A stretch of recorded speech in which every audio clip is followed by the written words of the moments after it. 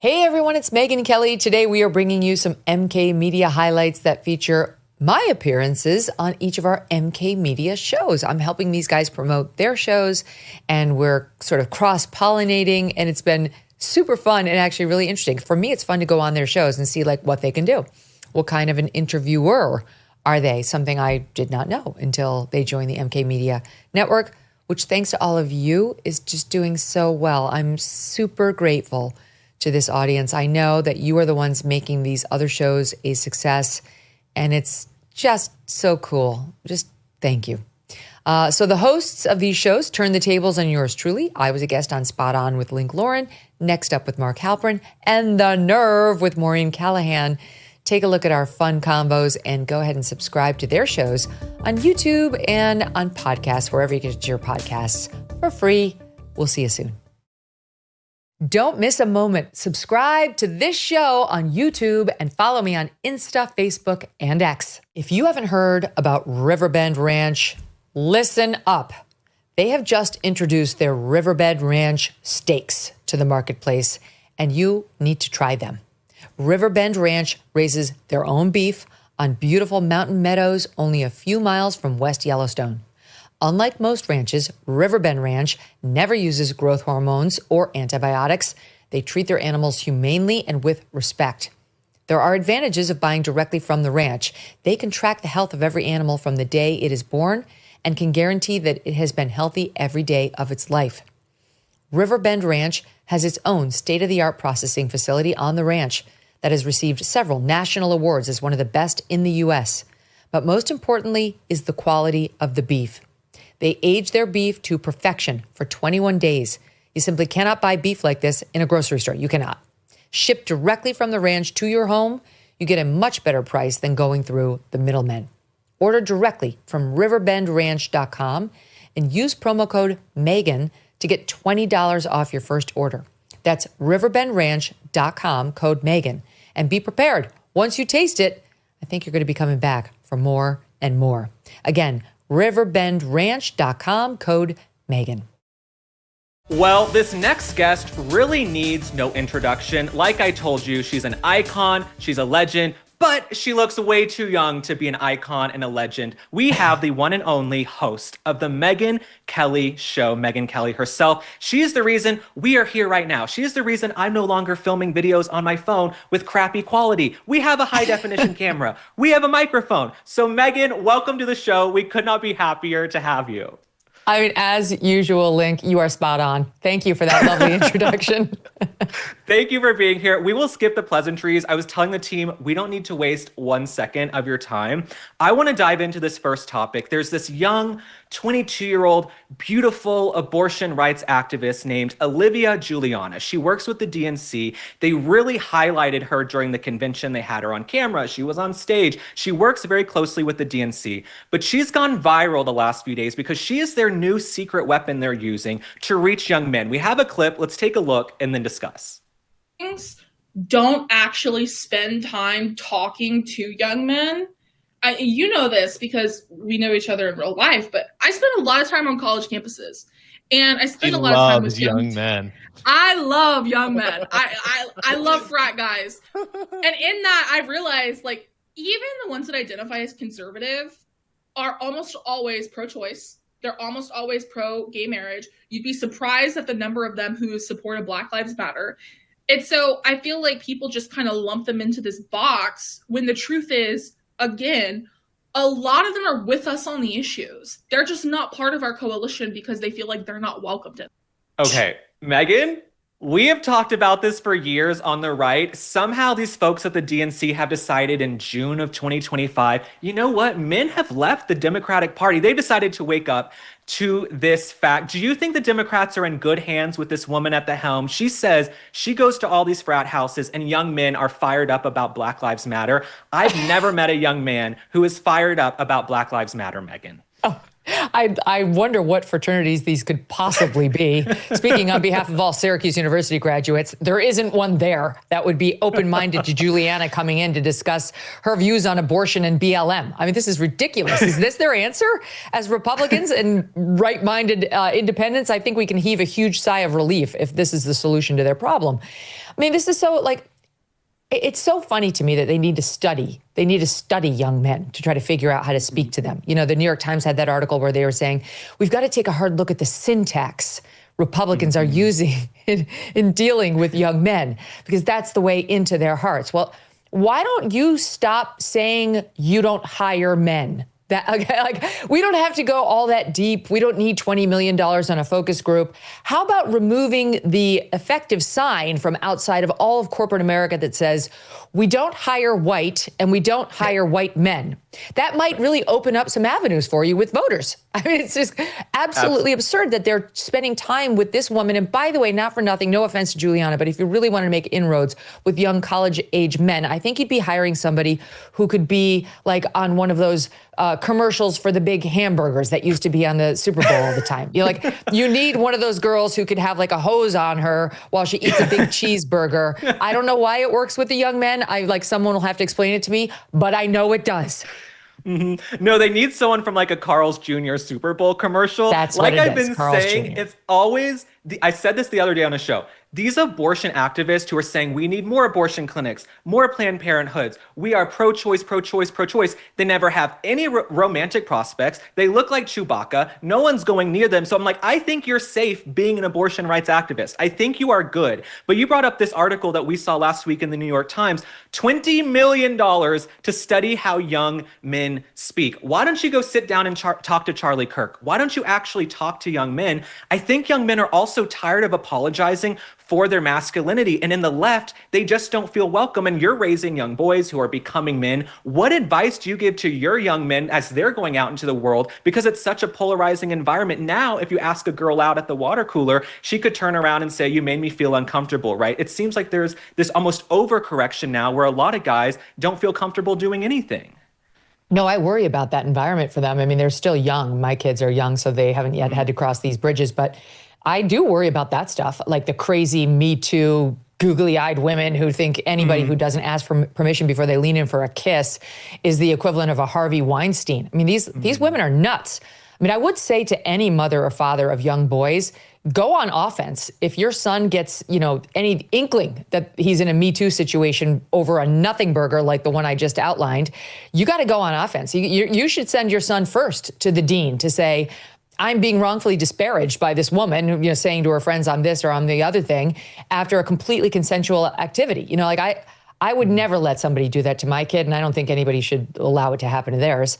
I do think that, part of the huge problem the Democrats have with young men is the wokeism.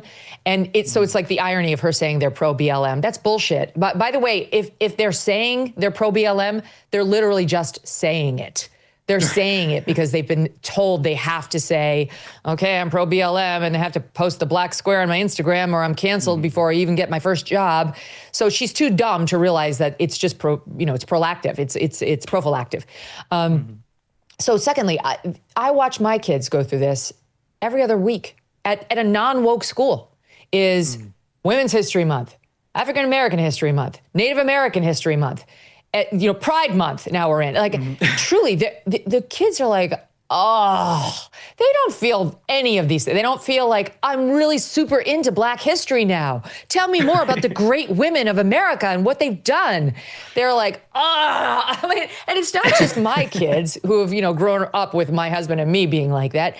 It's all of them. They're all pretending. But these morons in the Democrat Party want to keep pushing it and, study syntax instead. Right. I mean, I would love to see your son bring home a liberal girl with blue hair sometime. I would love to see the dinner table if they brought home a liberal. But you also mentioned something. I remember the night you endorsed President Trump, and we don't have a clip. I'm just thinking about this now. The night you endorsed President Trump, I remember you turned around to the guys in hard hats and you said, what kind of society can we have? How as women can we feel protected if our men are being beaten down and they're not being taken care of? And I thought that really encapsulated this issue with the Democratic Party right now. I think a lot of these guys, they're tired of seeing their girlfriends, their daughters, their wives having their bathrooms infiltrated or their sports teams infiltrated. You look at someone like Peyton McNabb, right? They are tired of seeing their girls getting beat up, and it's why they're leaving the Democratic Party, because they're tired of the nonsense. Don't you think that's a part of it, that they have this desire to protect the homeland, to protect the women in their lives, the guys who have balls? Yes, you know what, last night, my kids are now on summer vacation, so we stayed up late on a Sunday night. We were watching Zero Dark 30. Remember the movie? Oh, I love that movie. Yes, it's with Jessica so good. Chastain. That shows how they caught bin Laden. And it was, you look at that movie, yes, it completely shows what a heroine this still unnamed CIA agent was, the female agent, so that's great. But like those badasses at the end when you've got like the Navy SEALs getting on board those Black Hawk helicopters, they weren't Black Hawks, but they were, stealth helicopters to go to Abbottabad. That's like badass, amazing, hot masculinity at its finest, right? Like those are men. And every man has that piece in him, that sort of the protector, fighter, don't F with me or my family or my country mentality. It gets beaten out of them by a woke, submissive, weird left that's decided to just that it's not attractive to be a true man anymore. Right. And I mean, no woman wants that. No, even gay man wants that, right? It's like, we miss our real men. So I think, yes. Right, like, it's like, I don't know. I feel like the more we encourage what's a natural instinct in virtually every single man alive, which is to be a protector, to be a fierce protector and a warrior, the better off we'll be. The better off the Democrat Party would be. But they've lost the ability to connect with that at all. Their entire thing is the weird Birkenstock-wearing, man bun, merce wearing guy who's super effeminate and in touch with his feelings, which is not attractive. And it's not attractive to be. It not only it doesn't attract the opposite sex, it doesn't attract men to the party because they don't want to associate with that. It's incongruous with their own God-given instincts. Absolutely. No, I think these men are just tired of apologizing. Their masculinity is toxic. If they try to explain something, they're mansplaining. If they're sitting comfortably, they're manspreading. There's always just this negative lean to everything on the left. But speaking of a man who's also been beaten down into a shell, we have to move on to Prince Harry, the Duke of White Castle, the Duke of Waffle House. He and Meghan Markle, the wannabe Duchess, the Duchess of Sun Damage, she's back in the news today because there's some new articles out. I just wanted to run through some of them quickly because we had a real deep top of the show with the horrific violence yesterday in Boulder. We just wanted to have some fun with you and discuss Harry and Meghan. So there's this article that came out that Meghan Markle really did expect Harry to be a billionaire when she met him. She was incredibly disappointed to find out he's only worth a couple million, and she's going to have to actually work and hawk these jams and jellies and dog biscuits to have the lifestyle that she wants. I personally think, and I'd love to get your take on this, I think Meghan would leave Harry in a second if a billionaire would scoop her up. I think she'd be in divorce court tomorrow if like an Elon wanted to take her out. But I don't think a lot of billionaires want a 45, 46-year-old duchess with multiple marriages and all that baggage. Megyn, what do you think? I completely agree. And by the way, she's already gotten the benefit of her bargain with Harry because she got the title. That's what she wanted. She wanted to be world famous. She wanted the title. You remember when Harry was single, he was the elephant.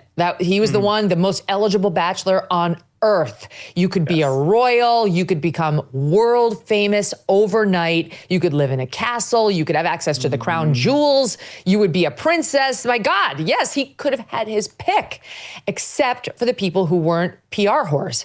Because like his prior girlfriends broke up with him, at least the last two reportedly, because they did not want this lifestyle. They actually didn't want to be famous. They wanted like a normal life where they could just fall in love for real and raise a family.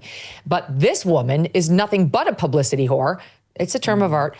And we broke the news that she had Prince Harry on her vision board when she was younger. And that was her goal, #goal, to marry Prince Harry. So it was all about getting the title. She's done that now. Now she's just stuck with this depressed ginger who has absolutely no family, no friends, and no money. This was not part of the plan. So what is she supposed to do now? Now, if she's smart, and she is that, she's very savvy, she will find a way to bounce past him to some other taker who might actually just love the guy. She will take her royal kids who can still go by prince and princess and find the billionaire, like you say, who actually will just keep her in the manner to which she'd like to become accustomed. But as you point out, it gets trickier because these billionaires can sense one thing. When you're not looking for a partner, you're looking for a solution. And that's obviously the lane that Meghan Markle's in now. She doesn't make really her own money. This whole Netflix thing is just a ruse. We all know this is made up just to give her something to do. Her miraculous renewal for her second season, which was already shot in full by the time the first season was done, meaning they just made some extra episodes and decided to roll out a fake second season as a PR plan, hasn't fooled anybody. Now they're saying they're not even sure if she's going to make more jam. That thing's already dwindling on the vine. Everything she touches turns to shit. And I think every, sort of creative person behind her or deep pocket behind her knows it's an extraordinary risk. She's too toxic to touch. Absolutely. So speaking of the reality show, the cooking show, I saw the same story. She's already tired of selling the jams and jelly. She's like, well, we might restock in 2026. I think there's no demand. I also think she's lazy. I don't think she wants to work. She should actually run for Congress as a Democrat like Jasmine Crockett because they don't want to work. They want to twerk and sit around and film videos. So I think she should actually run for office because Meghan Markle, you're lazy. So we also have a clip from her reality show. She posted a deleted scene where she's showing some bizarre pineapple hack. Let's take a look and then talk about it. Trick that people do with pineapple, instead of just cutting it to make the perfect little bite, you follow the wedge. When nature has given you all the cues on how to have a perfect taste of something. Oh, how fun is that? I love it. This woman is being paid millions of dollars to show how to cut into a pineapple. Also, I thought the pineapple was the international symbol for swingers. I think maybe she was like symbolizing she's down to party, down to have some fun. Are you taking cooking advice from Meghan Markle in the kitchen? Oh my God. I mean, let me tell you this, first of all, there's a reason that was deleted. She really should go with her producer's instincts, okay? Second of all, who the hell is sated by one tiny little bite of pineapple? The reason we cut it the way we do is because you eat it almost like a watermelon, or at least half a watermelon slice. It's very sweet, but you want a little more. Just one little bite, that's like having one little handful of popcorn. It's impossible. Nobody wants to do it that way. Once again, proving how unrelatable she is. No, I wouldn't take any of the advice on her show. Maureen, as you know, Callahan and I tried to recreate this thing. And the only thing that was good that she actually did was the one pot pasta, which she very clearly stole word for word from Martha Stewart. And unbeknownst to me, because I don't cook, this is apparently one of Martha Stewart's famous recipes. So she wasn't even clever in her apparent thievery. She just stole it, relabeled it her own, and then tried to act like she'd come up with this cool one-pot chicken thing. After that, it was just taking pretzels from one bag and pouring them into another. And by the way, I have a never-before-heard secret about her show and our recreation of the show. She decided to make microwave popcorn by putting an ear of corn into the microwave, and magically it popped perfectly, and then she put those kernels into a little bag. Oh, so cute. And I remember watching this thinking, there's no way that actually works. But then when we did it, my producer gave me a little ear of corn, we put it in there, and it worked perfectly. I'm like, my God, maybe this is the thing. No, you know what? It's a thing. They take these little ears of corn and they treat them with chemicals that make them pop perfectly. So now you've got chemical-laden popped corn. You could have just gone with Orville Redenbacher, who already did all this work for you, without trying to pretend that you're making homemade popcorn at home. No. Everything is a lie. Also, don't tell Michelle Obama that you don't cook. You might be in good company. So they're telling me we have 2 minutes. I want to get to one last woman who is also insufferable, and she's in the news right now. That is Taylor Swift. So Taylor Swift bought her masters back for $300 million. We're happy she has her music back. If you're not in the weeds in the music industry, no one cares that much. But we had this discussion last night, my team. Do we think Taylor Swift's clout is down, right? She lost all her awards at the Grammys, every American Music Award. She also endorsed Kamala Harris. That went terribly for her. Do you think this is her low moment? Is she down in the weeds, Megyn? Is Taylor Swift kind of over? Yeah, I think she is. And she did it to herself. She got political.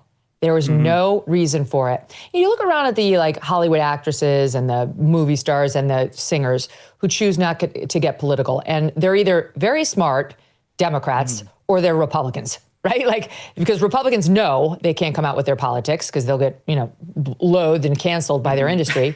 And very smart Democrats know, as the Michael Jordan rule says it, Republicans buy sneakers too, and Democrats buy sneakers too. And why would you alienate half your fan base? It's not worth it. I was recently told, for example, Renee Zellweger keeps her politics very quiet for a reason. She's from Texas. You can figure it out from there. But Taylor Swift thought she was too big for the rules to apply to her. And as it turns out, she's subject to the rules of gravity, just like every other human on earth, no matter how much she can fool 14-year-old girls into thinking she's some sort of a role model, even though her entire history is getting dumped by a series of men and not to land into a marriage or a family by the time she's in her mid to late 30s. So Taylor Swift thought the rules didn't apply to her and that she could get political, that she could not only get political and endorse Kamala, but actually tell the world that the reason she was endorsing him is because of tampon Tim Walz and their weird stance on LGBTQ issues, which includes transing children and seizing custody of them from parents who will not support the alleged transition. That's Tim Walz for you. And he was the reason she endorsed. So yeah, it cost her. And guess what? The whole country, there's a groundswell behind Republicans, conservatism, whatever, I can't speak, it's too early. And President Trump. President Trump's more popular than ever. And the Republican Party is too. There are new data out on that today. So she chose the wrong team. So like Oprah, she had her heyday, it's over, and now she's coming to grips with the reality that her opinion politically means nothing. No one gives a shit. She might be able to sing the occasional cute little bubbly song that's meaningful to a teenager, just like Oprah might be able to fool somebody in her 70s that she's still as relevant as she was in the 90s. But regular people know these are not people we should be listening to for advice or their talk shows, or frankly, let's face it, with Taylor, her music either. Hallelujah. I couldn't have said it better myself. I think Taylor Swift's sort of 2015 girl boss feminism, she hasn't realized the culture has moved on. If she really wants to protect women, it's not Kamala Harris, it's President Trump who's trying to get men out of women's sports and secure the border so we don't have another Laken Riley or Jocelyn Ngari. I think if Taylor Swift really had some gumption, she would have come out on the right side of history, but it's why she got her ass handed to her. So I'm on your show tomorrow. Maybe we can break down some more of this, but we are so grateful to have you. I could not be more grateful. I was telling everyone, this is an A-list booking. Oh my God, we have Megyn Kelly coming on the show. This is a big booking, everybody. So we are so grateful. Thank you. And I'll see you in 24 hours. I'm so happy to do it. So happy to do it. So happy for your success. Everybody is loving the show. They email me and at me directly.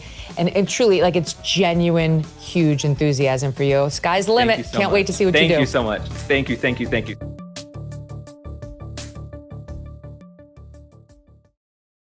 This administration is working very hard to try and fix this country. But while they're focused on fixing the country, they can't fix your personal finances. That's really up to you. And that's why thousands of Americans are turning to Birch Gold. In the past 12 months, the value of gold has risen by 30%. Think about that. How's your stock market investment doing? Has it gone up 30%? Have you made 30% on your money? And demand is strong and it's growing. While reports are that the BRICS nations are actively working to challenge the US dollar as the world's reserve currency, that's not great. In other uncertain times, gold has offered peace of mind, and in these uncertain times, it does the same. Birch Gold makes it incredibly easy to convert your existing IRA or 401k into a tax-sheltered IRA backed by physical gold. Or if you prefer, you can buy gold to store in your own home safe. Just text MK to the number 989898, and Birch Gold will send you a free info kit on gold. There's no obligation, only useful information. With an A+ rating with the Better Business Bureau and tens of thousands of happy customers, take control of protecting your savings today. Text MK to the number 989898. Next up with us is the woman I call the fairy godmother of MK Media. And when I say fairy godmother, I mean godmother like Marlon Brando, Godfather. Tough but fair. Megyn Kelly, welcome to Next Up. The pleasure's all mine. Thanks for having me. I'm going to take the opportunity to, in public, do what I've done in private, which is thank you for bringing me on to be part of this. Why does the world now have the MK Media Network? Oh, I mean, the honor is mine, Mark. I'm thrilled to be in partnership with you. It was one of those things where the show was doing very well and we were thrilled with that, but I had so many stars coming on regularly who I absolutely loved hearing from. And I thought it'd be great to help them get out there more. And we've kind of figured out how to market the show, how to get clips out, how to make sure like the show gets the attention that it deserves. And then the audience will decide whether they like the content. That we started discussing internally. How can we help our favorites do this same thing? And that's where you came in. All right. Well, again, very grateful to you. And to the extent we're off to a fast start, I would attribute it at a very high percentage to you and your colleagues who have showed us how to do it. So thank you. Halperin's rule of interviewing, I try to ask the people the questions they've never been asked before, at least not in public. So Okay, that's a tough one. let's see how I do. I know it's going to be tough, but I think I might be able to do it. First of all, I find that the people who are the most successful on camera are great broadcasters, as you are, but also great television producers. Tell me what you know about how to be a great television producer. What are the hallmarks of being a great TV producer? Well, I mean, I there's so many, but I will say number one, I do think, and this is kind of a compliment to both myself and you, I think I'm a very good spotter of talent. I think I don't know if it's all those years I spent with Roger under his wing or what, but I definitely have an eye for who will work and resonate with an audience and who will not. And I've almost never been wrong on that. So that's good. That's good news for you too. I think, one of my main things is I talk about my show as follows. It's like cool water over a hot brain. I want the audience to never have to work for it. I want it to be seamless. It comes into their brain effortlessly. They walk away understanding it without ever having had to try to hit the 15-second rewind, to stop and say to the husband or wife, what was that? To define any small term that may even arguably be confusing. And the audience, if they know it, will forgive you that, 5-second explanation. And if they don't, they'll be forever grateful to you for not assuming they did.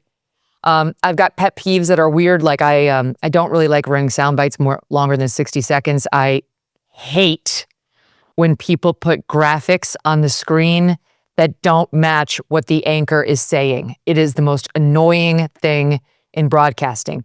Like, don't pop up some tweet somebody said or posted while the anchor's speaking. The brain doesn't know what to do. Do I listen to this anchor? Do I read with my eyes what this post is?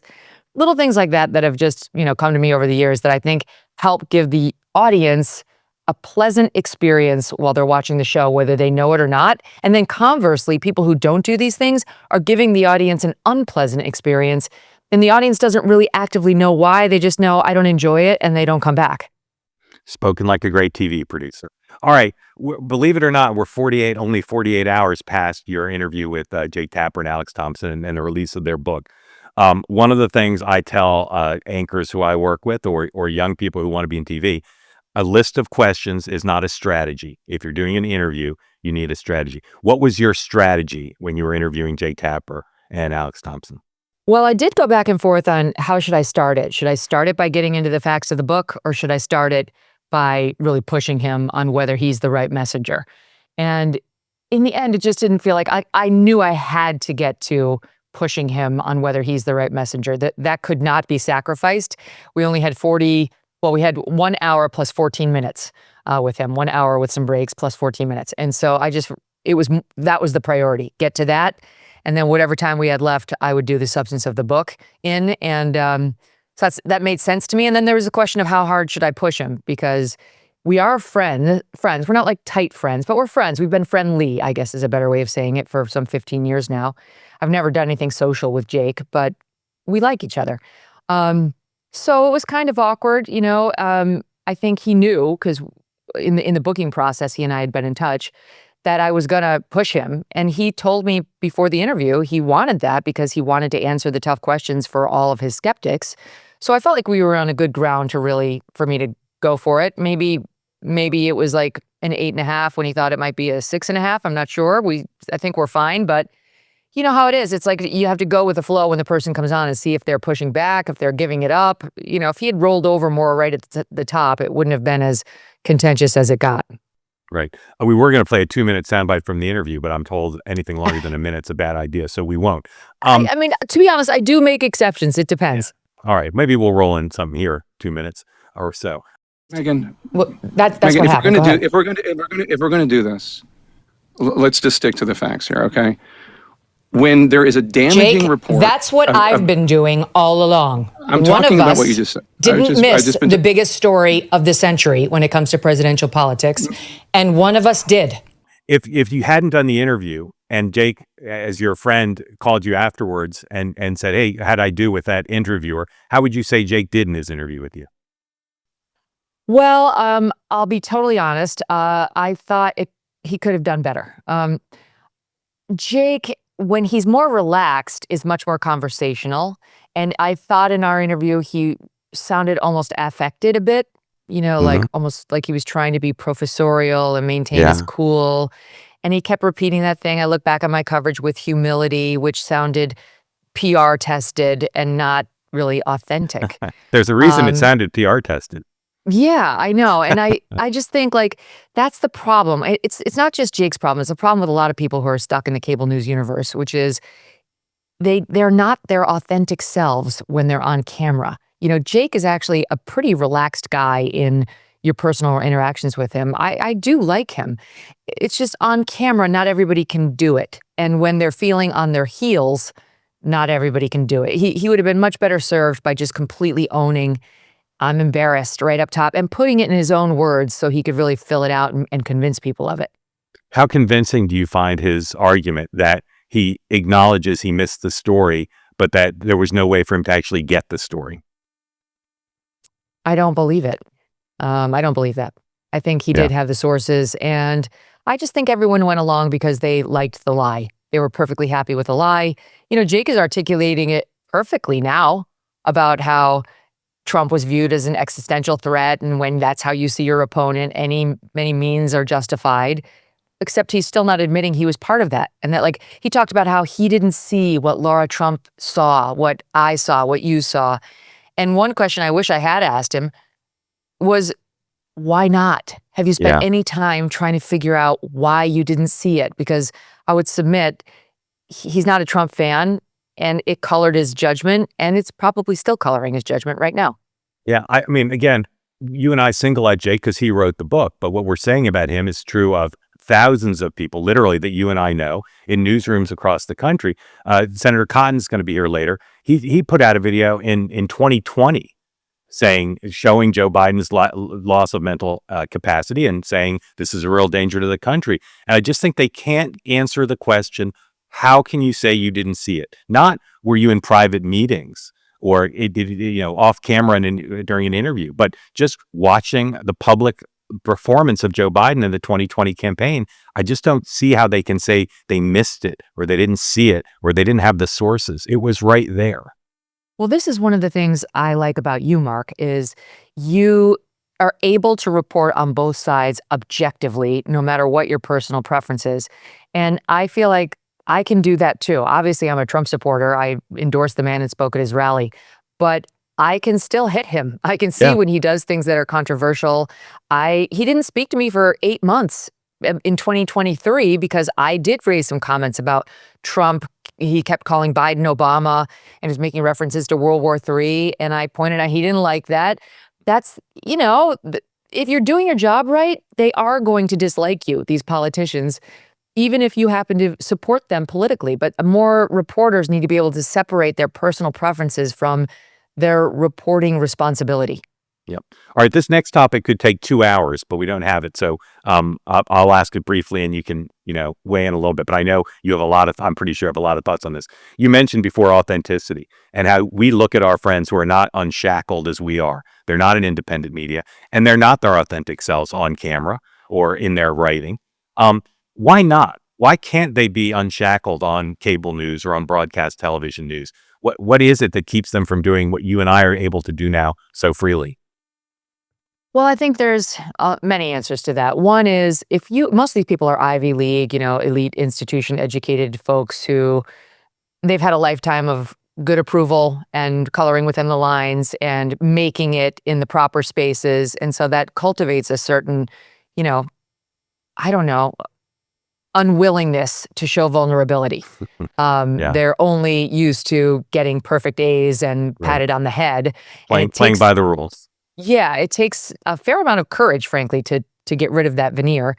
Many did not come up under somebody like Ailes, who saw that in me, even though I'm not an elite institution person, early on, but I was trying to be a perfectionist, saying that doesn't work on television and the audience can smell a phony from a mile away. And so I was given permission by my boss to let my guard down. And I did. But even then, I think people would say that you could see a big difference between me today and me while I was on Fox.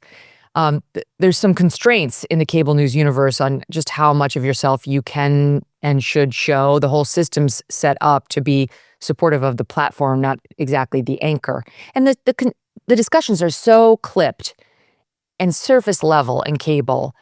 You don't have 2 hours to sit there and just meander and like think aloud and have a funny moment and drop a swear if it's authentic to you. You know, it's like the whole system's set up to keep you in a box. Yep. And so many of them, and you see this everywhere, they're just reading the prompter and they're waiting for the break, and then they're waiting for the next break, and then they're waiting for the show to end so they can leave. There's no sense of, I'm so excited to be here with my audience. I'm so excited to talk to you. And that's true of younger anchors and reporters, but it's true of some of the very experienced people. They don't seem to be actually in the moment enjoying what they're doing. And so it seems inauthentic. It's true. And not just that, but Britt Hume used to say to me, there are a lot of news actresses in this business. You're not one of them. Right. But it's true for men too. They're news actors too. These are like people who are failed Hollywood wannabes who settled for TV so they could see their mugs on television and feel important. And they're not excited to be there. They just want to be a star. So for them, it's about a performance as opposed to, oh my gosh, I'm excited about the news. I can't wait to talk to you about the news, which I think is closer to how you feel about it. And me too. Either I'm excited about it or I need the show as my therapy. It's a catharsis to set the record straight on what's out there. Right. So you mentioned Britt. I had the honor of sitting next to Britt in the ABC News White House booth for the first year or so of the Clinton administration. And Britt is one of I'd say the top 5 people I learned from about broadcast television, how to be a broadcaster, but also how to navigate the complexities of working with 200 people to get a story on the air. I'll tell you my favorite Britt story. Britt used to work for the investigative columnist Jack Anderson, and he said Jack Anderson told him that when you called someone's phone, called someone on the phone to try to get an interview with them, and back then you had to call someone's landline, and an assistant would answer, and the assistant would say, "May I tell Mr. So and so what it's in reference to?" Britt said Jack Anderson told him to say malfeasance, and he said they always called back. I learned a lot from Britt, including humor. And that's what I want to ask you about next, because I study successful broadcasters and I think about what are the elements of their brand? What is it that people find appealing? And I listen to what people say they find appealing about you. You're interesting, you're honest, you're authentic. You have a great nose for news. You know where the interesting stuff is, but you're hilarious. Okay. Your show is so funny. You are so funny. And so first I'm wondering, what your comedy inspirations are, either people in news or they're comedians you like whose style you maybe emulate or think about and animate you. That's very nice of you to say. Thank you. I would say no. I love comedy and I love comedians, but there's nobody I style myself after. I would just say I come from a long line of funny people. They come by it naturally, and maybe some small percentage of that has rubbed off on me. My Nana was hilarious. My mom is very funny. My brother's hysterical. And it was just, it's like one of those Irish Catholic things where you sit around the kitchen table and you just mock each other mercilessly for your whole lives. So it comes naturally. And the news is just so ripe for humor. If you can keep that arm's distance between yourself and it, then, it's one of those many days laugh or cry things. But I don't think I would enjoy the news anywhere as much as I do if I couldn't laugh at the absurdity of it. And I think that's one of the things that's helped me over the years. I remember one time the New York Times was doing a profile on my show when I was at Fox in primetime. And I gave her a quote at the end of the show saying something like, we talked about ISIS and men in cages. I mean, it was the worst of the ISIS times. And we had a lot of laughs. And somehow, we were able to do that in our 42 minutes of content on the air here and there. And now here I try to do the same. You got to keep laughing. All right. If you think about not current day comedians, but like Lucille Ball, Joan Rivers, Ernie Kovacs, who's like a classic comedian whose style and I you love like. Joan Rivers. I Yeah. absolutely adore Joan Rivers. I know there's so many. I mean, Andrew Schultz right now is so funny. He's so raunchy, but hilarious. I absolutely love him. Tim Dillon's hysterical. I love Sebastian Maniscalco. Jim Brewer, he's so good. I like a little raunchy, a little off color for sure. There have been a lot. I love the Comedy Cellar. I go there. Noam's a great guy, so more of that, the better. And just grew up watching those shows, like MASH. We watched that all the time. The Jeffersons, all these classic comedies that were on in our house growing up. Growing up and when you started in news, do you consider yourself to be a funny person? I wouldn't go that far. I would say I have a very healthy sense of humor, but I don't really think I'm actively funny. I mean, I'm good for a laugh here or there. I'm going to build a clip reel of your funniest moments from the last 2 weeks, and I think I'll be able to make the compelling case that you are a very funny person. All right, when you think about just broadcasting skills, who have you learned from? Who is either by example or instruction, who has taught you how to be a great broadcaster? Well, I would definitely say Britt's been a huge influence. Same as you point out. He taught me the nuts and bolts of being a good reporter and being relentlessly factual and upgrading your information, keeping it tight, all of that. And just never stop questioning the lines in your report. Can they be better? Can they be tighter? Can they be more right than they are right now? And his wife, Kim, too, is a mentor. Britt's one of the best TV script writers in the history of the medium. Yeah, and merciless in a great way. That's what I hope my team would say about me. I'm merciless in a great way too, I think, because I don't let up on them. We're working on this AM update show, which we do every day. And my poor producer, I love her. She's great, but I'm just relentless on her. Like, no, we can upgrade. We can do better. But it's toward service of the audience. That's how Britt was. In terms of role models, there's nobody better in my view. Like there's the person I admired most. He's no longer with us, but by far was Mike Wallace. I just thought that's it right there. That's how it should be done, with charisma and fortitude and the willingness to challenge anybody, but in a way where you could get away with it. Like you didn't have to emerge with the jugular, but you kind of did. But still, there was a gentlemanly dynamic between Wallace and most of his guests, which I admired. It's very, very tricky. So I really loved him. Did you spend time with him, or that's just studying him on camera? Just studying him. I know his son, Chris Wallace, fairly well, or did when I was at Fox, but loved him. When I was very young, I loved Oprah, and the young Oprah was great. She was a great, great, great interviewer. That was before she got completely drunk on her own wine, became hard partisan, and then now in today's day and age has totally overestimated her current day relevance. So my love affair with the old Oprah is over, but it doesn't diminish her early work and how talented she was. Totally agree. If you go back and look, even when she was in Baltimore as a local anchor, she was an incredible communicator, and her sense of how to communicate and sort of engage the audience was phenomenal. Is there anybody today on the air who you think is a very compelling broadcaster? Well, I like Jesse Waters on Fox a lot. Like that's the one show that's on TV news, like cable news right now, that I would watch. I can't think of what do you think else. What would you list as Jesse's brand besides humor is obviously a big part of it? He too knows what the news target is. He's good at finding himself right over the proper target, and approaches it with cleverness and factual, backup. And he's pretty fearless, which is important in today's day and age.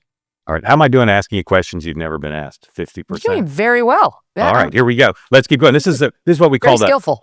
This is what we call the rapid round human interest section.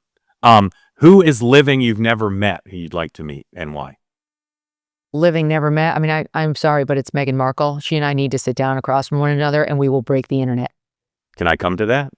Yes, like I'll be your graphics PA, or I'll help with hair and makeup. I would like to be there for that. Literally everybody would watch that. Have you come close to meeting her? Well, I should have gone. I was in the Time 100 this year, and she was too, which is also ridiculous. And they invited me to go to this summit the day before where they interview you about how important you are. And I said no. And naturally she said yes. So we could have crossed paths if I had just been more self-aggrandizing. Do you have your booking request in? I got to be honest, I haven't actually submitted that because the futility of it seems obvious. So, well, So you're saying the person you'd most like to meet, you haven't even asked to meet, even though you could. No. All right. It's one of those things where it might be too important to me to continue to be able to make fun of her. Like, I don't know if I could make up or like patch things up or somehow be wooed by her, Mark, because being able to mock her is too important to me. I've never met her, but I think the chances that she would melt your heart and win you over are de minimis. I think you're right. That's what I would say. All right. What's a place you've never been that you'd like to go, and why? I'd love to go to Japan. You've never been to Japan? I've never been to Asia.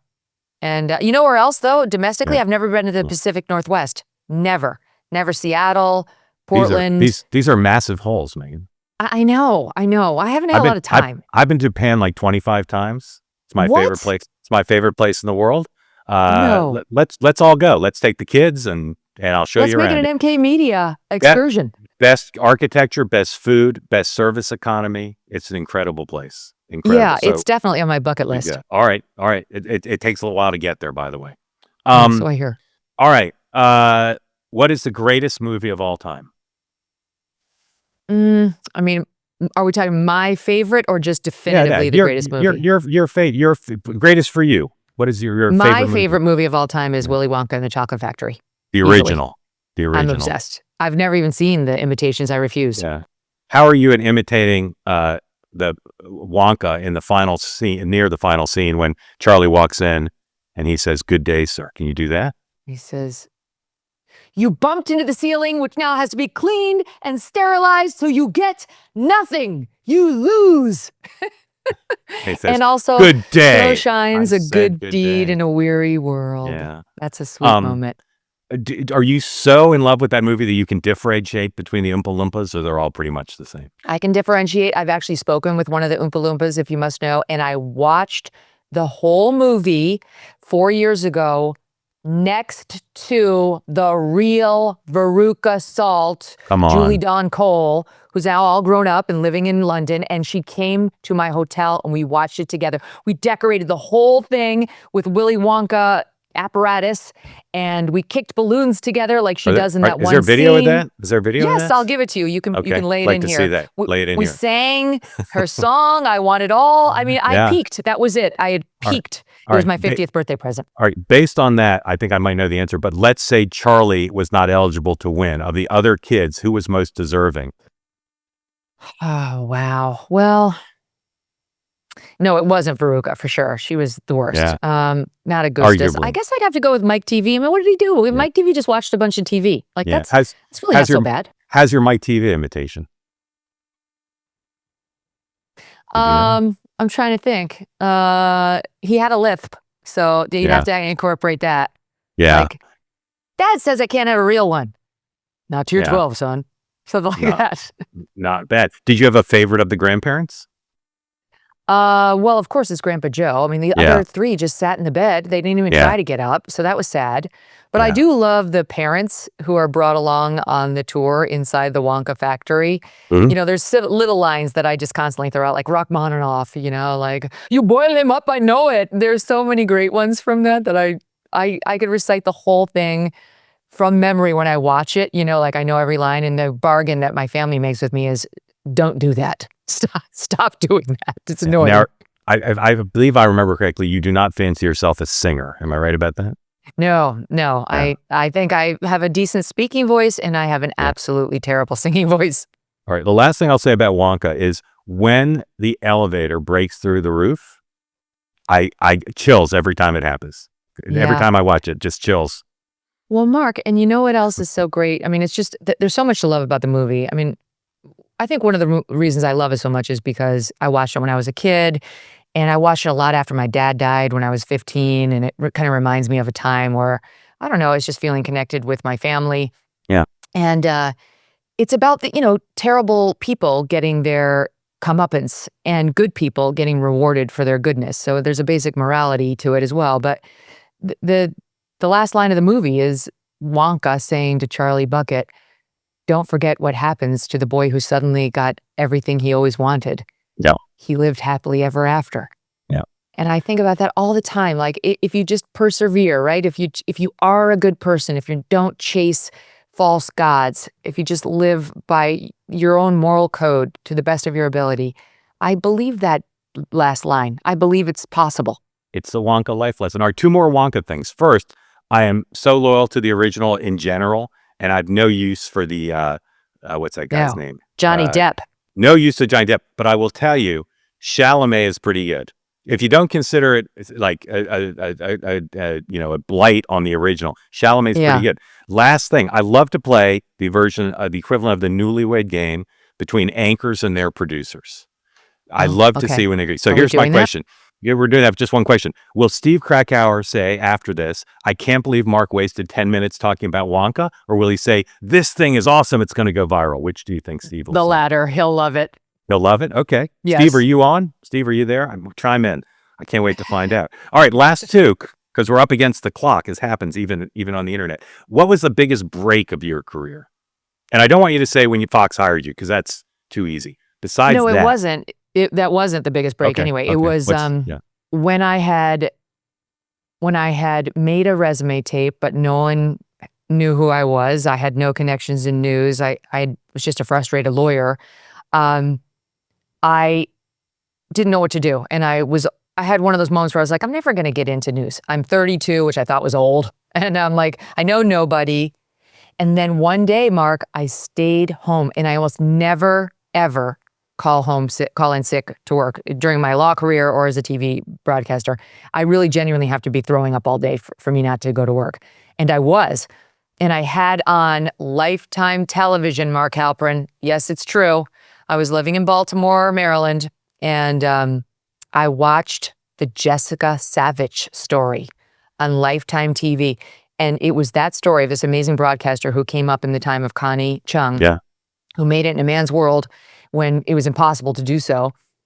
And she did it. And I thought, you know what? If she could do it then, why can't I do it now? And I started cold calling news directors. And it was Bill Lord, who is the news director at WJLA, the ABC affiliate in Washington, which also happened to have a lesser known cable channel. News and Channel 8. I thought maybe I could get hired at News Channel 8, not even realizing that there was a chance he could put me on ABC. And that guy, I convinced him to let me drop off my resume in person, which was huge because I knew, given my 9 years of law practice, I could talk my way into the job. And I did. That was the biggest break. What's the biggest break you've had since you left NBC? I mean, I guess, look, if they didn't have the madness of the George Floyd mania in 2020, I might still be sitting on the couch. It was the insanity that the country came under that got me up and off my couch and willing to broadcast in my children's playroom with no video camera and 2 listeners. So in a way, that was a break for me, that the news cycle came in and just touched on all these things that are really important to me, like fairness and justice and due process and facts about cops that were being misrepresented left and right, that I got off that couch and started what turned out to be a good show. Finally, I know you've never been asked this one. What's your best advice for me in succeeding in this world? Well, you're an excellent interviewer. I think you just proved that. But I think your thoughts on the news and politics are what people are going to tune in for. So if I were you, I'd open, and I know you've been doing a lot of this, but I would open every show with at least 20 minutes of what Mark Halperin thinks about the news stories, because everybody will listen to that. All right. Megyn, couldn't be more grateful to you for spending this time for your Wonka reminiscence, but also, again, for giving me the opportunity to be part of your growing network. I'm grateful to you. The pleasure is all mine, Mark. Keep going. The show is already a huge success. We've been thrilled. You far exceeded our expectations for a month into launch, and I know it's just blue skies ahead. I want to tell you about Lean, created by a doctor and university researcher to match the goals of those GLP-1s, but without the injections. Lean says the studied ingredients, their product, are shown to lower blood sugar, radically reduce appetite, and burn fat by converting it into energy. If you are struggling to lose weight, Lean might be for you. Let me share a few testimonials so you can hear about their results. One gal named Patty, who's a customer, says it is the first weight loss product that's actually curbed her appetite. 2 more testimonials emphasize how Lean can be a lifesaver after years of weight loss struggles. It's even helped one customer increase their energy. So consider trying it for yourself if it sounds right for you. You can get started with 20% off by using code MK20 at takelean.com. That's code MK20 at takelean.com. Again, takelean.com. Results vary. These statements have not been evaluated by the FDA and is not intended, these statements are, to diagnose, treat, cure, or prevent any disease, and the product's not a substitute for care from a healthcare provider. I am beyond honored and so excited to have Megyn Kelly, my fellow astronaut, expanding her resume as an actress, a producer, like what can't this woman do? Is now a guest on The Nerve. Look at this. Thank you, MK, for coming on the show. I so appreciate it. I mean, I'm everywhere. The two of us are everywhere, but we're making it happen, Maureen. I love it. I love it too. And I have been dying to talk to you about Michelle Obama's ongoing midlife meltdown, like her, like as you put it, her Stegosaurus hairdos. The utterance the other day, she says she's transitioning. I mean, I think we both know what she's trying to do by using that word. Yeah. I mean, what do you make of all of this? Like, what's going on in that psyche? I think that transitioning line was meant to get attention because her podcast is failing. No one wants to watch it, and she's not used to that. You know, she's used to being the center of attention. Everyone's interested in me. I don't have to try hard. And so now she's embarrassed. And so I think she's intentionally dropping these little, nuggets in these podcasts just so she can get pickup and talking here and there about her marriage because she knows that she'll get pickup if she talks about him. It's kind of like Meghan and Harry, where it's like the man is the star and the woman is kind of the glamour. She's like the also-ran. Like we're interested in her to the extent she's going to tell us about him. And she knows that, so she's working it. But she can't hide her general morose nature. So the more you tune into these clips, never mind that show, and I actually have tried to watch it because it's our business, it's terrible. She's the most depressing person to spend time with. So it's going to continue failing. 100%. I mean, for one thing, the transitioning thing struck me so strangely because this is the third rail on the left, right? Like, like the people who call, Michelle Obama knows this, that like online, there's a cohort of people that call her Big Mike. Yes. And who maintain that she is a dude. Okay. That's what they maintain. I'm just saying. That's right. And so she's very cynically using this word. And then she's going to turn around and be like, how dare you interpret it that way? That is such a disgusting misreading of everything I'm saying. I go high when they go low, right? But she's going low. Yeah. Well, I mean, that was a lie to begin with. And, tell it to your husband who showed up at that Democratic campaign office when people weren't rallying behind Kamala Harris and called a bunch of Democrat voters, half of whom were men, half of whom were black, racists and sexists because they weren't getting behind Kamala Harris. Like, that doesn't seem like going high to me. And her husband and she have been out there suggesting Trump is Hitler. She wouldn't even go to Trump's inauguration. It doesn't seem like the high road. So she wants credit for taking the high road, even though, of course, she hasn't and she doesn't. And it's not where she spends her time. It's just like anything, Maureen. Like you and I, we wouldn't be out there being like, we only take the high road. We have nothing to compensate for. We're perfectly content on the low road and we'll make no apologies for it while we're there.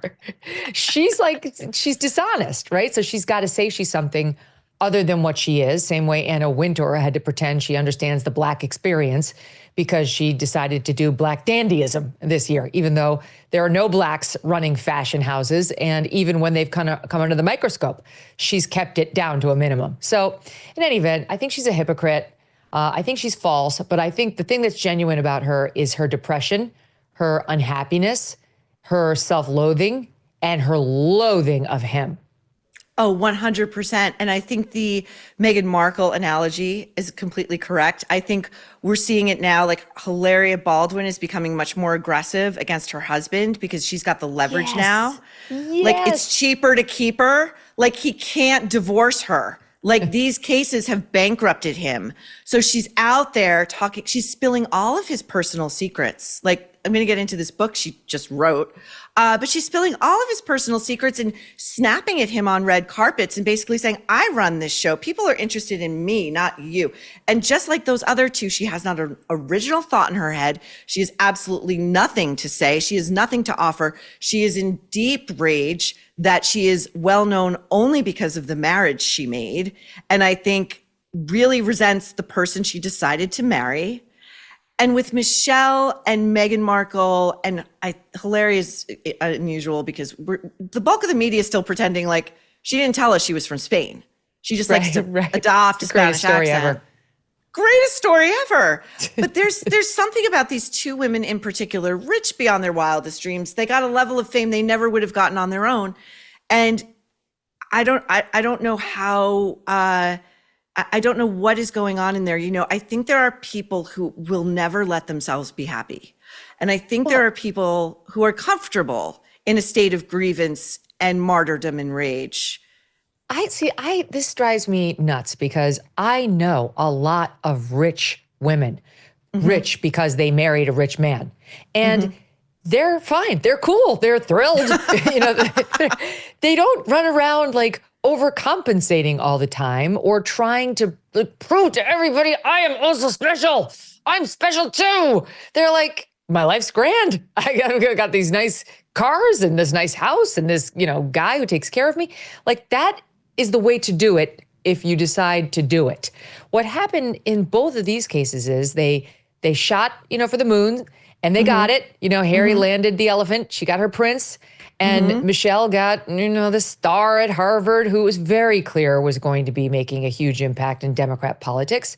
And then they spent the rest of the time seemingly resentful or even jealous. Like that's what I detect from these two women. Like there's an envy by them toward their husbands for being the main stars, to the point where now Meghan Markle has almost like rearranged it all.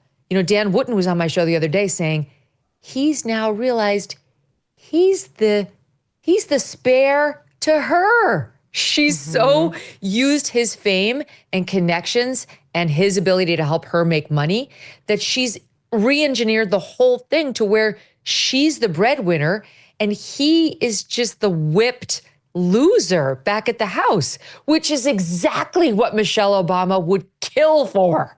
She doesn't want Barack Obama in the headlines anymore. She wants it to be her. And so she's crapping all over him while still kind of using the Obama name and the time in the White House to make herself relevant. Right. And so like, this is why I think this is just one long tease. Like, I think she wants out. I think he would be happy to be done with her. Okay. Yes. Like, is he like paying his penance for becoming the first Black president and like seeming to be like a kind of decent guy? Like, is he paying his penance because Michelle isn't as great as he is and she never will be? So he's just going to suck it up until is he going to let her be the one to file? I just find this, I've never seen such deep loathing on the public stage. I was trying to think of any other famous person who's gone through a divorce. I mean, I don't think since Woody and Mia, frankly, it's been something like this disgusting. You know, like have your dignity.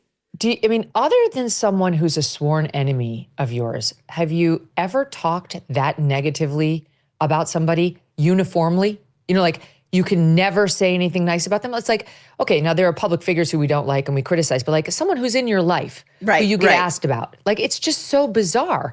And her defense now, because it's coming in the news, you know, like her negativity about him has made news, not just with the yous and the me's of the world. And her defense now, she keeps sliding in here and there, is it's me trying to humanize him. I'm trying to humanize him. And Mia's like, okay, Barack Obama is one of the most recognizable, famous people in the world. We don't need you anymore to make introductions for Barack Obama or to humanize him anymore. Like, we know who he is. It's a known commodity. Like, it's very clear you're doing it because you can't stand him. And what I found is I listened to her go on and on about how bad he is and how about how bad her life is and how the White House sucked. She's just like Meghan Markle. My castle is too small. And then there's Michelle Obama. The White House made me pay for my own groceries. Like these two entitled have-it-all people. The more I really start hoping that he is having that affair with Jennifer Aniston. That's all I can think of. could blame him? I mean, who could blame him? I mean, I actually really did love your theory that when I was in your studio, it was maybe a couple of months ago, and you were like, I don't think his next great romance is with a woman. You're right. Right.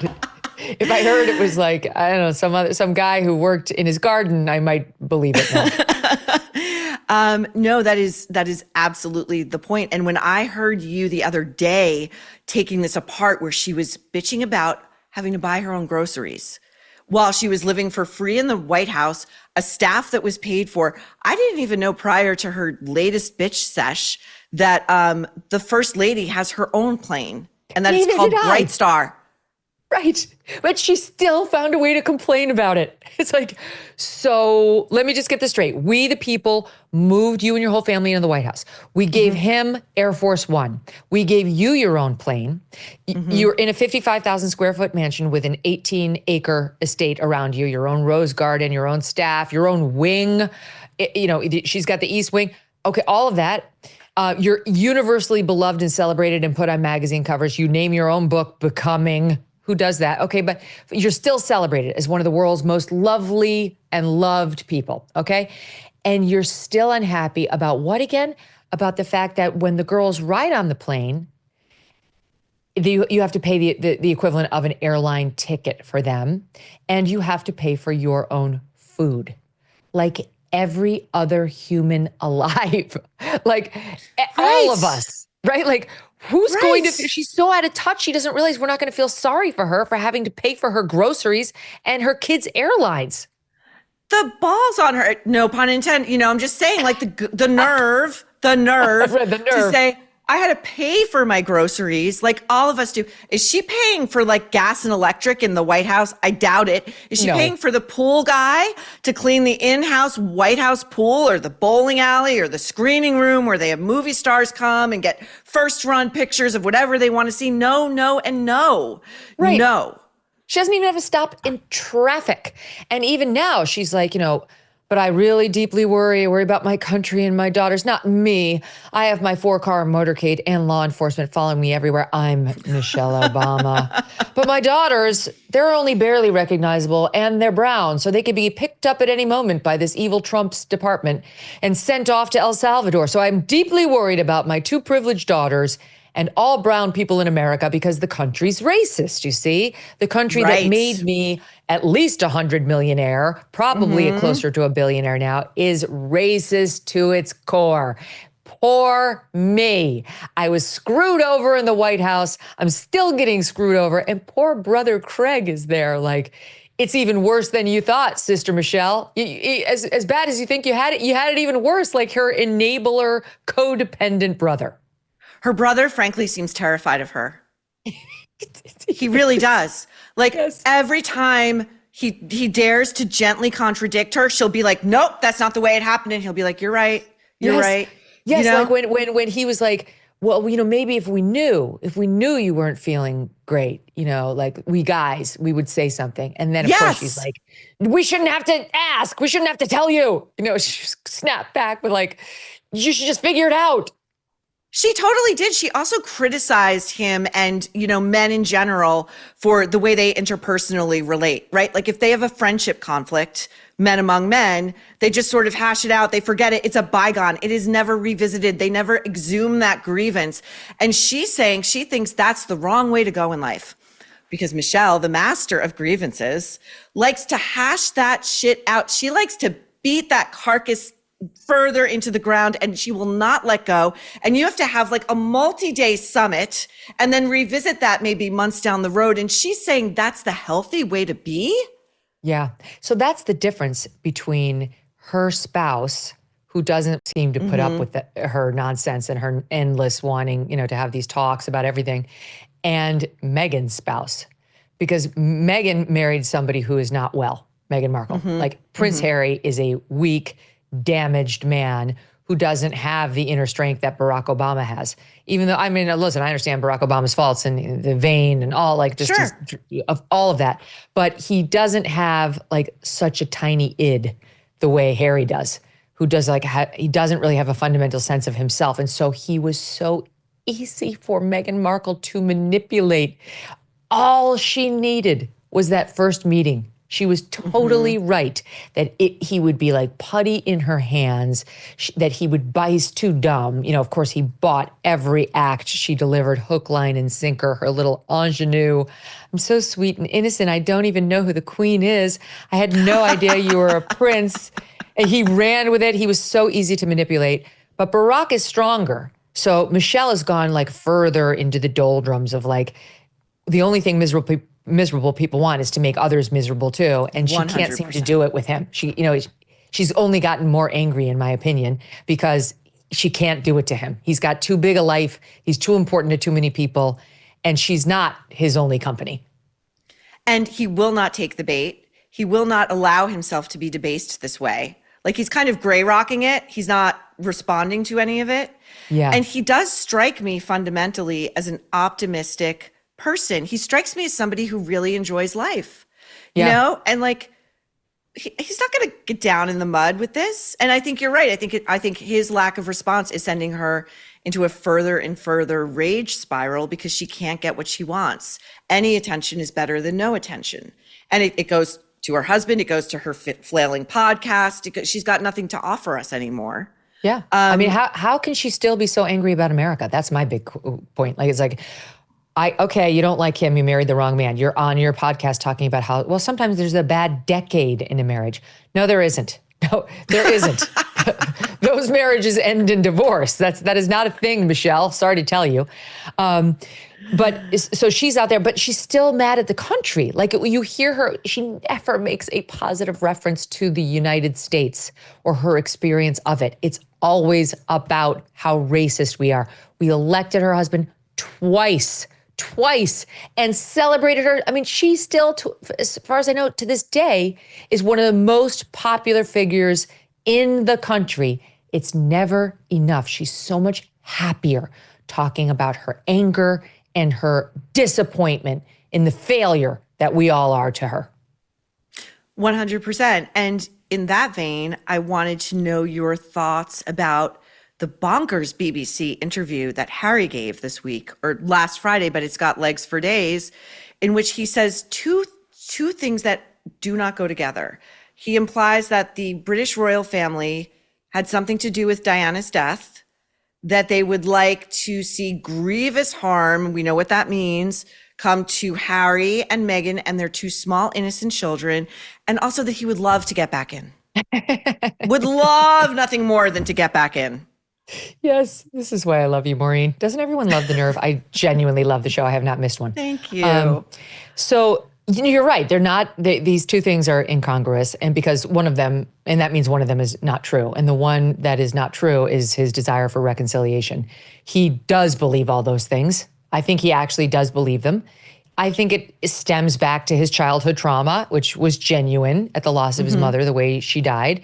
And unlike William, who also had the same trauma and was only a couple of years older than Harry, dealt with it. Like, he dealt with it and went on to have a relatively, it looks like from the outside anyway, healthy family life in his own, created family.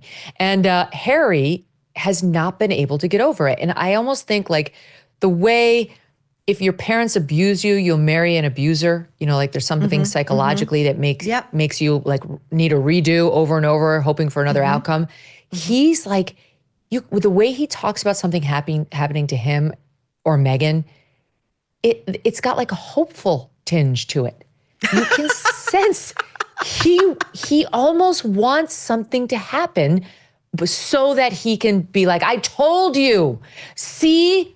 It's my mother all over again. Like, he needs it. Like, he needs to feel special.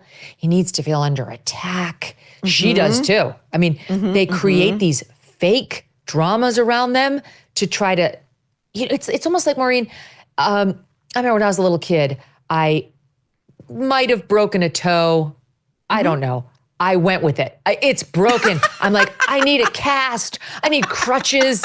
I couldn't wait to go into school because I loved attention. And I was like, this is going to attract all sorts of attention to me. Now, I was still in the single digits when I did this. And now, like with my kids, I can see it happening from a mile away when they do it. They can get away with nothing. But that's how he still is. And Meghan Markle too. Like, He needs the drama of like, they're out to get us. They want to kill us. The press is going to lead to Megyn getting killed, just like my mother. All the stuff I just mentioned is like combined to create this delusional, paranoid, sad sack that used to be a sought after prince. And now is just sort of like a charity case where you're like, oh. It's you're so right about that sort of arrested behavior. You know, I think William, one of the healthiest things he did, part of him falling in love with Catherine, Princess of Wales, I really think had to do with her family of origin. And they were intact and they were loving and they seemed to have a very healthy, emotional sort of relationship amongst all of them. And he was very attracted to that. And I think he found that normalcy and that groundedness and the things that, you know, he was maybe lacking given his birthright. And Harry, meanwhile, was just left to stew in it. And I think the thing too that you're saying is so right on, and it's so perverse because like in that BBC interview, he was bragging that like on the threat hit list, he's number one. Yeah, like he's right. Like, sure, I would not be bragging about that if a government agency came to me and said, you know what, Maureen, suddenly for whatever reason you're like at the top of the list of people who are going to be like in grave danger. I would be like, you're an astronaut. Let me not publicize that. Right. Like that doesn't seem bright. Right. No, I've never seen somebody so anxious to disclose his alleged security threats. I mean, it is strange. Like I actually had a very, very dark period when I first became a journalist where I developed a very bad stalker. I was, nobody knew who I was. I was on the weekend shifts on Fox, but I happened to be nobody the one person. knew. You weren't that famous yet. Not at all, but just happened to be the one person who developed this very dangerous stalker. And now I talk about it, this 20 years ago, right? Like it's long resolved. The guy went to jail for 10 years. But at the time, I would rather be caught dead. I was like, hell no. Anything I say could like encourage the person or create another such person, or like if you're actually under threat and genuinely afraid for your safety, you don't want to go anywhere near that discussion. And the whole lawsuit with the family and the security, that was just his attempt to like win, you know, to punish them, to say like, you're not in control of me. Like I will get what I'm entitled to. I'm a Prince of England. You know, I will have it, because we all know, number one, he has the money to pay for private security, all the private security he wants. Now, it's true, you cannot arm them in Great Britain. They're not allowed to carry guns. So that's a diminishment of full protection. But it's what Taylor Swift has to deal with. It's what Tom Cruise has to deal with. It's what every massive star, way more famous than Harry, has to deal with when they go to the UK. And speaking of stalkers, I guarantee you Taylor Swift is in far more danger at any public appearance than Prince Harry is. So, but the second point, Dan Wootton told me, and he broke Megxit, he's broken all these big royal stories, that the king said to Harry, okay, Queen Elizabeth said you cannot have the security the same as you would if you were working royal. We cannot look at the taxpayers and tell them they have to foot that bill, since you're not doing any work for us and you fled the coop and you're trying to make money off of all our stories on Netflix. But whenever you come here, you can stay in Buckingham Palace and you will get all the security that comes with that. And Harry refuses to do it, even though, Maureen, no one's in Buckingham Palace. William and Kate are at a different palace, and so are Charles and Camilla. So he'd have Buckingham Palace to himself with all the security, and he still is on the BBC going, boo fucking who? Feel sorry for me. Incredible. Such a great point. And like, let's say even a family member happened to be in Buckingham Palace. It's like, you could conceivably never see them, okay? You've got like 85 rooms and staff and foot soldiers, and it's all going to be fine. I wanted to ask you, the Diddy trial, we are in day 4. It's happening in New York City. They are still winnowing down this jury pool. And the judge in the case said that the celebrity names that are documented and submitted to the court are like this thick. He compared it to the Lord of the Rings book. Okay, so have you heard about some of the celebrity names that have come out? I heard it on The Nerve. I think you were talking about it on your last episode. And then the latest I heard was that she wasn't a celebrity witness, but she was one of the key accusers has gone missing. What? Yeah. I didn't hear that. Yeah. And she was supposed to show up and they can't find her. And there's a search. I don't know if she's absconded, like she's having second thoughts about testifying, or there was even just a miscommunication issue that caused her not to show up. But I'm sure people are very intimidated about walking into that courtroom and testifying against him. I mean, I have an even more sinister thought. That somebody did away with her? Yeah. I mean, or look, if you intimidated believe her to the point that she fled for her life. Yeah. Well, look, we saw him beat his ex-girlfriend, and then we read the allegations from the main ex-girlfriend, who's like one of the main accusers in this case, Cassie, who's going to take the stand. And then, allegedly setting the car on fire of the kid, Cuddy. Kid Cuddy, because they liked the same person, the same woman. Like, if he's capable of all of that, allegedly, I mean, we know the beating happened. We saw it with our own eyes. In a hotel hallway. Yeah. Then how far would he go? I don't know. I mean, look, I said this on my show this week, and it's true. I went to the Met Gala. I went 2 years, Maureen. And what I remember, yes, Anna Wintour and I used to be, well, no, we weren't friends, but she was cozying up to me when she thought Trump didn't like me. She was like, oh, then I must like her. So I went there. And the thing I remember most from being there was P. Diddy in the restroom of the Met. It was the women's room. That's why I was there. Okay. Dry humping a Kardashian. Like, I heard the dry humping anecdote, but I don't think you revealed the name. Yeah, there were multiple Kardashians in there, and like that other sort of lame supermodel version, like not the real supermodels like we grew up with, but like these new influencer types. Right. They were all in there. No one was using the bathroom. They were smoking and dry humping, and that was P. Diddy. Like, I'm just saying there's a pattern of disrespect for others and our sacred places and things that should be treated as inviolate. And it applies to places and it applies to people. And I have no idea what this guy's capable of, but I think it's probably worse than we can even imagine. So if I were in the SDNY, I'd be really seriously considering getting all of my witnesses protection and making sure that neither he nor his people had any way of threatening or accessing them. Can I just get back to the Met bathroom for a moment? The important part of this story. Yes. So Diddy is in whatever. Pity works. Dry humping a Kardashian as other Kardashian siblings are in there watching. And smoking. That is so disgusting. Yeah. Like, the smoking is less disgusting than like, I mean, in your the Met, siblings watching you engage in a sexual act. It's so gross. Well, look, it's like the Met, you can't smoke in the Met. Like, fine, you if you smoke, it's fine. But like, truly, some of our most sacred works of art are inside the Met. There's no smoking. You cannot smoke. And Doug was in the men's room with two people whose names you would definitely know, who are of the tech world, snorting coke. Like, this is a lovely gala. These are the people who think there are betters, who look down at, the great unwashed as like, oh, they can't come to Anna Wintour's the Met Gala. But it's no surprise to me that this guy wound up being a complete cretin.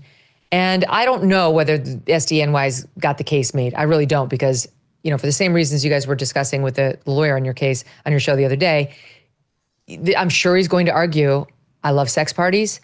People love to give it up to me for free because I was rich and I was a rap mogul and I don't have to force anybody into it. Like, trust me. Yep. And you can't criminalize my weird sex parties as a big star. I think that'll be the defense. I think he'll be convicted, but I wouldn't bet money on it, Maureen, because that kind of defense, Harvey Weinstein's doing the same thing right now in another courtroom and he might get away with it too. Harvey might get away with it, but the other aspect of the defense strategy that I love is, hey, like, he loves to buy baby oil in bulk. Like, everybody loves a bargain. Everybody loves to go to Costco. It's just like paper towels. Yeah, right? Like, who doesn't live to buy like 12 Bounty Selecta-Size? Why not knock that out? Listen, my big takeaway on that was like, I feel like Doug and I might be phoning it in. Like, do I? Are you not having enough sex parties, Megyn? And like covered with baby oil? Everybody, should we just be... You've been to my house for a party, Maureen. I feel like we fell down on the job. Well, I was anticipating something a little spicier, I will tell you, but I made do with Doug's delicious cocktails. Right. And, here's your cocktail and your baby oil. See you in 20 minutes. I'm easy. I can hang. I'm a good hang, I think. Yeah. And so I guess the question then is so for my last question vis-a-vis Diddy is the celebrity names thus far that has shocked me is Mike Myers. Oh, yeah. What is Mike Myers doing running with Diddy and his crew? Like this nerdy white comic Canadian? Like what is that? I know. Ashton Kutcher too, which is not really a shock, but I'm not shocked. I don't know. Like, as you know, people are really dazzled by huge wealth. Mm-hmm. Mm-hmm. And not even just, and rock stars have it in a particular way. Like they're almost bigger than our actors. Yeah. Like there's something about them that's like, it's like you could say Tom Cruise is coming to the restaurant and people would swoon for sure. But like if you say like Rihanna is coming to the restaurant, you're going to have to shut down the restaurant. You're going to have to get layers of cops. It's just, they're bigger. They're just in a different stratosphere for whatever reason. The mystery around them, you feel like the actors because you hear them saying lines and you see them up close, and the performers are different. They've just got this incredible talent and they have this whole team around them that builds image. And I just think that people are very susceptible to that kind of a person deigning to speak to them, to want to be with them, to entertain them. And that's why mothers handed over their children like Usher and Justin Bieber, and it's the same thing that led maybe Mike Myers to go into these Diddy parties and allow himself to be in the presence of what may have been open crimes. And like a roll of the eyes, like, I guess this is just how they live. And I've been given this chance to peer inside. Yes. It's human nature to want to see, like, what am I being shown? Yes. How bad is it? And I'll tell you one other story on this. There was a woman who told me her Harvey Weinstein story. I'm going to keep this ambiguous so I don't identify her inadvertently. But he didn't touch her. He was just really gross and did some outrageous things around her. And I asked her, like, well, why? He didn't have you, like, under his control. So why didn't you just, like, run or turn and leave? And she said, I was curious to see how far he was going to take it. Like, it was Harvey Weinstein. Interesting. And it was shocking. I'm like, oh my God, look at what he's doing. Is he going to see this through to the end? Like, how far is he going to go with this? And I think that element is at play with otherwise normal people going to these Diddy parties too. Like, what is this? I've been given this glimpse and I can't stop looking at it. And next thing you know, you're a witness at a criminal trial being asked to talk about. Next thing you know, you've got a subpoena and you got to like lay out big bucks for a criminal defense attorney and potentially another identity in another state. It's all fun and games until that point. Exactly. It's all fun and games. Well, thank you, Megyn, for coming on The Nerve and for dishing with us. That Met Gala story, like, you could dine out on that forever, the bathroom thing. And I just, I love you. And thank you for all of your support and all of your help as we get our baby show off the ground. It's my pleasure. I have never believed in someone more, Maureen. I know this show is already a success and it's going to be even bigger. We're watching your numbers climb. We're all like, oh my God, look at this woman. It's crazy, but it's such a fun show to listen to. It's like my guilty pleasure. I try to store them up for the weekends when I'm like just on my own and I can really enjoy it. And most of my podcasts I play on 2.0 just because I listen to so many. Sure. I listen to yours on 1.0, Maureen. That's new territory. That's oh my big. God. It's all happening, Megyn. It's all happening. I will see you next time, perhaps in outer space, perhaps on terra firma. I was going to say, one could even make the case. You're inspirational. One could. I think I would, but I would say, it was your brainchild. So you are the inspiration and I am the Gail to your Oprah. I'm really proud of me. You should be. You should be. All right, MK, I'll see you later. Great to see you.